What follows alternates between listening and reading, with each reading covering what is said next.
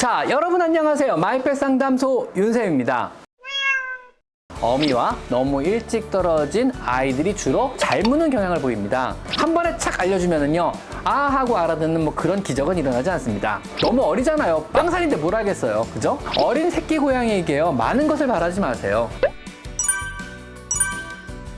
자, 오늘은요, 제가 가장 많이 받는 질문 중 하나인 어린 고양이가 무는 것에 대한 이야기를 해볼까 합니다. 대부분의 사람을 잘 무는 고양이들은요, 한 가지 특징이 있습니다. 어미와 너무 일찍 떨어진 아이들이 주로 사람의 손 또는 발을 잘 무는 경향을 보입니다. 만약 엄마와 또 형제들과 생후 3개월 이상까지 충분히 같이 생활한 아이들이라면요, 절대로 함부로 사람의 손이나 발을 물려고 들지 않습니다. 적당하지 않은 강도로 아프게 무는 행동을 놀이로 여기게 되면요, 형제들 간에 서로 응징을 가하기 때문에 놀이 간에도 무는 강도를 조절하는 것을 배우게 되고요. 또 엄마에게 무언가를 요구하기 위해서 세게 물게 되면요, 엄마 고양이도 바로 고양이의 여러 고유 언어와 고유 행동을 통해서 바로 응징을 하며 버릇을 고치게 됩니다. 하지만 너무 일찍 형제들과 떨어진 또 엄마와 떨어진 아이는요, 성장 과정에서 이러한 적당히 무는 것 혹은 무는 것 이외의 방법으로 놀거나 무언가를 요구하는 법을 배우지 못했습니다. 또한 엄마와 형제와 일찍 떨어진 아이들은요,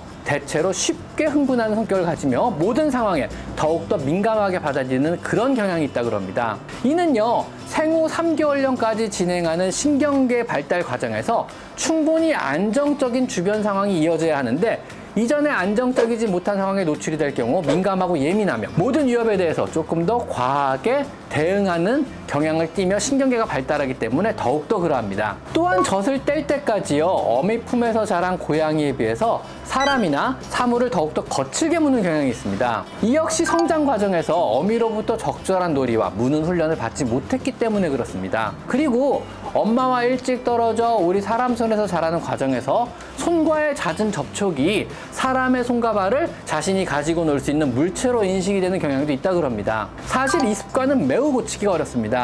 우리가 엄마 고양이로 빙의해가지고요, 다시 교육을 시키고 싶어도 엄마 고양이들은 고양이의 여러 가지 언어 체계인 행동 언어, 또 페로몬을 사용한 냄새 언어, 그리고 소리를 사용한 언어를 사용해서 야단을 치고 교육을 하지만 우리는 그걸 흉내낼 수 없기 때문에 엄마 고양이처럼 교육은 우리가 불가능하기 때문입니다. 그래서 우리가 사람식으로 못하게 야단치는 것은 그냥 효과 없는 체벌이 될 뿐이고요, 예민한 어린 고양이의 공격적인 성격을 더 가중시키거나 아니면 집사는 무섭다는 인식만 시켜서 신뢰만 더 떨어뜨릴 따름입니다. 즉, 문다고 야단치거나 소리 지르거나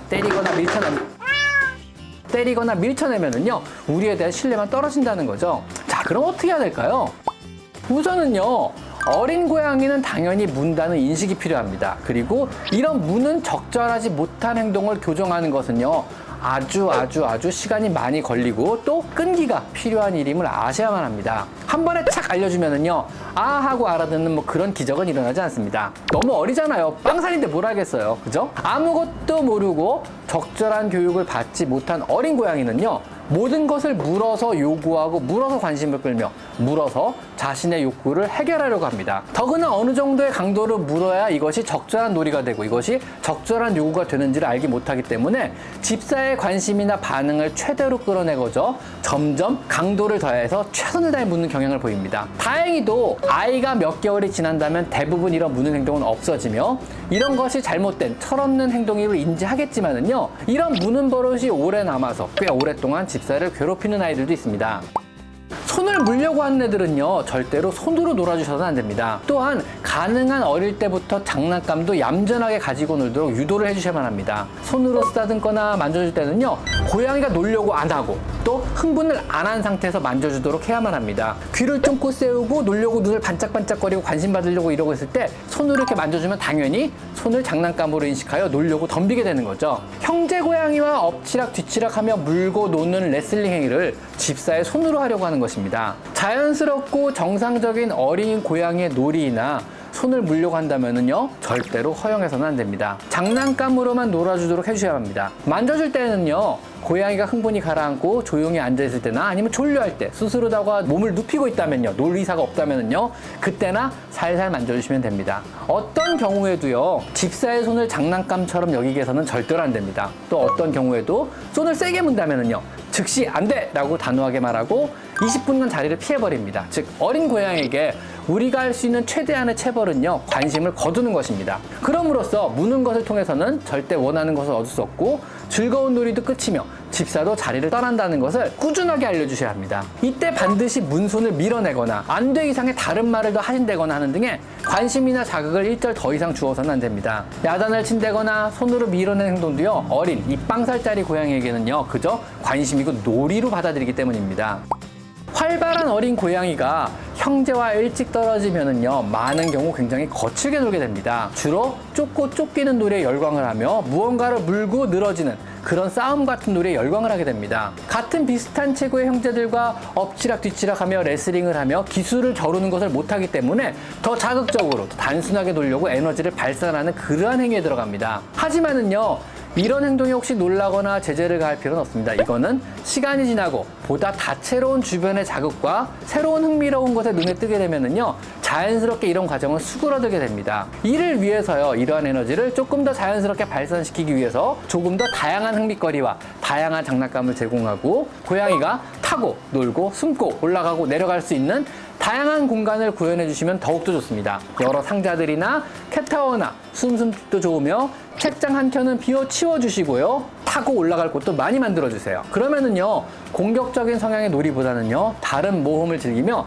자연스럽게 어린 고양이의 거친 에너지를 발산하기 시작할 것입니다. 원래 사람 어린 아이들도요, 적절한 놀거리가 없으면은요, 사고를 크게 치거든요. 이런 놀이 공간을 집안에 최대한 구현해 주시고 많은 장난감을 주셔야 합니다. 안 그러면은요, 비싼 물건을 떨어뜨리며 주인의 손을 물어 뜯어가며 그러면서 놀려고 할지도 모릅니다.